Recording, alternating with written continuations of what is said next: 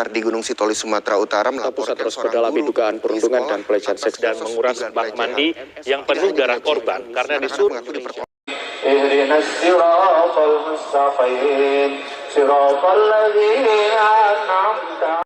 Setelah kita melihat video tersebut, kita menyimpulkan bahwa penyebab dari pembunuhan itu dapat mengakibatkan kerugian bagi orang lain dan keluarga yang dirugikan.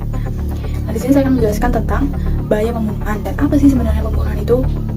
Jadi pembunuhan adalah suatu tindakan untuk menghilangkan nyawa seseorang dengan cara melanggar hukum maupun yang tidak melawan hukum. Pembunuhan biasanya dilatar belakangi oleh bermacam-macam motif, misalnya motif politik, kecemburuan, dendam, membela diri, dan sebagainya. Pelaku atau orang yang melakukan pembunuhan setidaknya telah melanggar 3 macam hak, yaitu hak Allah, hak ahli waris, hak orang yang terbunuh. Karena itu, balasan di dunia diserahkan kepada ahli waris korban. Apakah pelaku akan diqisas atau dimaafkan? Jika pelaku tidak pidana pembunuhan dimaafkan, maka wajib baginya membayar sejumlah diat kepada ahli waris serta melaksanakan kifarat sesuai ketentuan sebagai hak Allah Subhanahu wa Ta'ala. Hikmah yang dapat kita ambil dari hukuman pembunuhan yaitu Islam menerapkan hukuman bagi pelaku pembunuhan tidak lain untuk memelihara kehormatan dan keselamatan jiwa setiap manusia. Pelaku tindak pembunuhan diancam dengan hukuman yang setimpal sesuai dengan perbuatannya. Macam-macam pembunuhan itu, yang pertama, pembunuhan biasa. Biasanya pembunuhan ini itu diberi sanksi atau hukuman pidananya adalah pidana penjara paling lama 15 tahun. Yang kedua, pembunuhan dengan pemberatan. Ini dihukum dengan hukuman penjara seumur hidup atau penjara sementara selama-lamanya 20 tahun. Yang ketiga, pembunuhan berencana. Bahkan merupakan pembunuhan dengan ancaman pidana paling berat, yaitu pidana mati atau dihukum mati.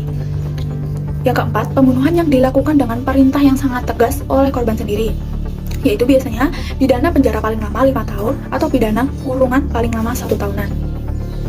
Hendaklah kita menjaga diri kita dan janganlah berbuat jahat. Karena saya ingat mafdudat atau kata mutiara yang pernah saya pelajari itu fajaza'u sayyi'atin sayyi'atun misluha. Siapa yang berbuat kejahatan suatu ketika bakal dibalas oleh kejahatan. Maka dari itu bentengi diri kita dan marilah kita berbuat baik. Terima kasih. Dalil tentang pembunuhan tertulis dalam surat Al-Isra ayat 33.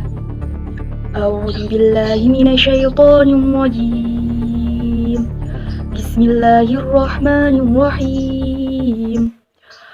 ولا تقتلوا النفس التي حرم الله إلا بالحق ومن قتل مظلوما فقد جعلنا لوليه سلطانا فلا يسرف في القتل إنه كان منصورا صدق الله العظيم. Artinya, dan janganlah kamu membunuh orang yang diharamkan Allah membunuhnya kecuali dengan suatu alasan yang benar. Dan barang siapa dibunuh secara dolim, maka sungguh kami telah memberi kekuasaan kepada walinya. Tapi janganlah walinya itu melampaui batas dalam pembunuhan. Sesungguhnya dia adalah orang yang mendapat pertolongan.